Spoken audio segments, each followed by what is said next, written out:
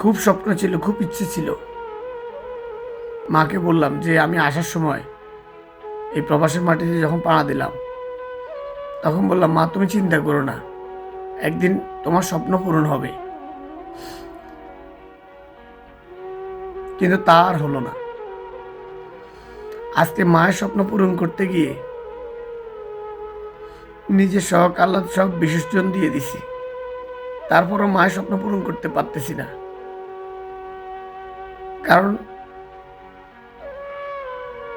এই প্রবাসের মাটিতে আমরা কত কষ্টে আছি, কেউ এটা আমাদের বিশ্বাস করে না। বর্তমানে সব জায়গায় আমরা ইউটিউব বলেন, ফেসবুক বলেন, সব জায়গায় দেখি প্রবাস নিয়ে কথা বলে। কিন্তু কই কেউ তো, কোনো ফ্যামিলি আমি দেখিনি এখন পর্যন্ত যে কেউ বলছে যে তুই ভালো থাক, আমাদের টাকা পয়সা লাগবে না, তুই ভালোভাবে ফিরে আয়।